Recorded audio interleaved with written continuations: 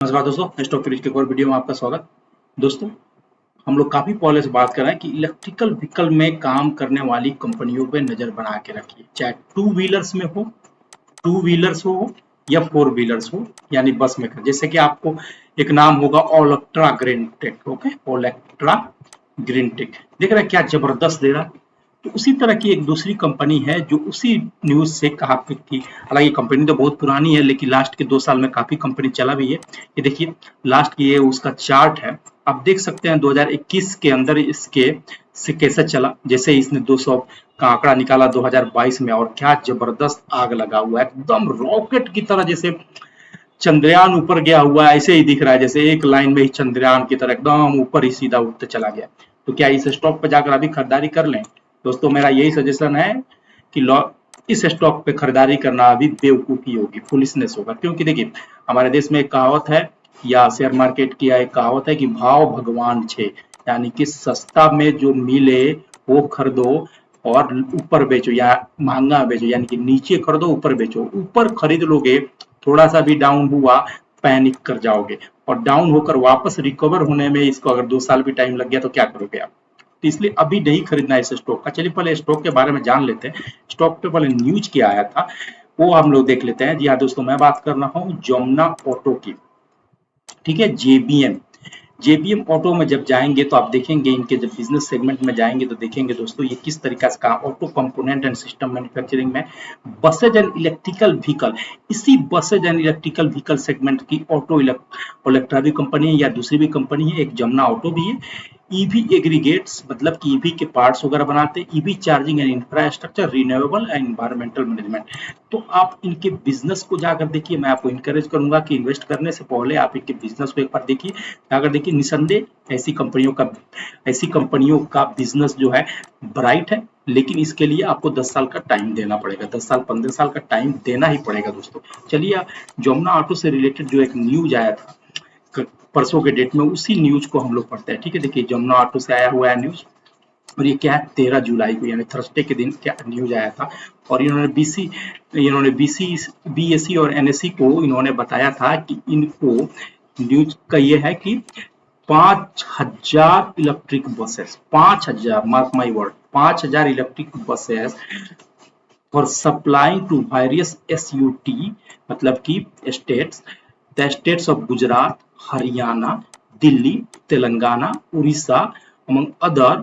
ठीक है, इनको 5,000 बसों का ऑर्डर मिला है, इनको बनाकर देना है। और ये क्या है, डिफरेंट एप्लीकेशन है, city bus, staff bus, tarmac coach in both 9 meter and 12 meter category.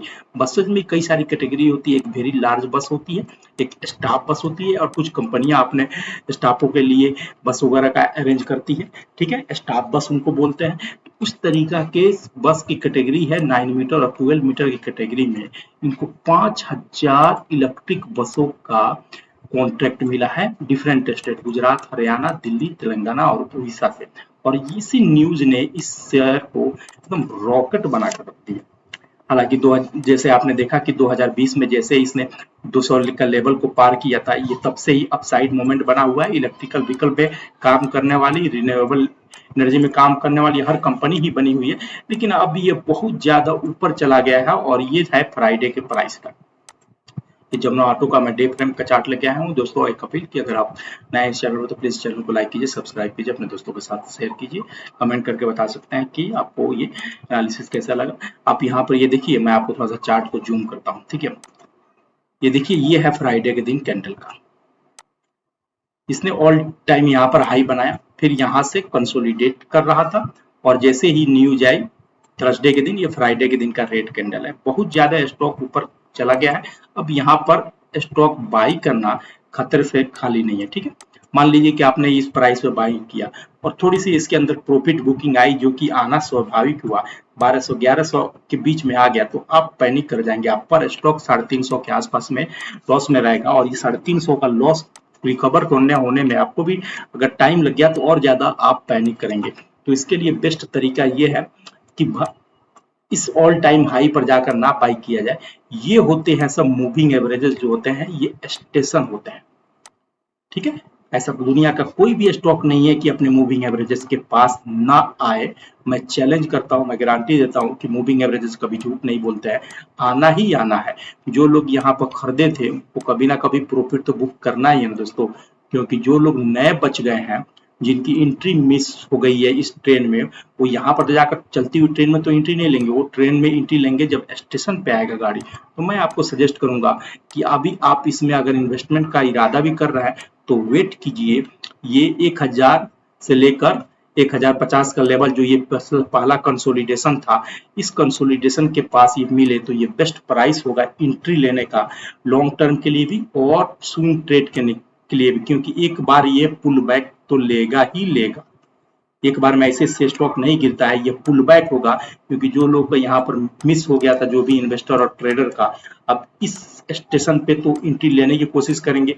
जब एंट्री लेंगे तो नए खरीदार आएंगे, नए बायर आएंगे जो इस स्टॉक को वापस अपने प्रीवियस हाई के आसपास लेकर जाने की कोशिश करेंगे या इसको तोड़कर ऊपर लेकर जाएंगे। तो मैं आपको यही बोलूंगा कि पैसा तैयार रखिए। अगर इस स्टॉक में आप इरादा कर रहे हैं इन्वेस्टमेंट करने का या ट्रेड करने का, पैसा तैयार रखिए, इस लेवल तक मार्क आउट कर लीजिए या जीटीटी लगा लीजिए। आप जीटीटी जैसे जरोधा और दूसरी चार जीटीटी का फैसिलिटी देते हैं, सब लगा लीजिए जैसे इस प्राइस के रेंज में मिले आपको, ताकि आपका माल खरीदार हो जाए और आप सही प्राइस पर एंट्री ले। दोस्तों, इन्वेस्ट करने से पहले, एक वीडियो क्लोज करने से पहले एक बार और मैं आपको एडवाइस कर दूं कि इन्वेस्ट करने से पहले या ट्रेड करने से पहले आप अपना रिसर्च खुद करें। मार्केट बहुत ही ज़्यादा रिस्की है, इसलिए आप अपना रिसर्च खुद करें।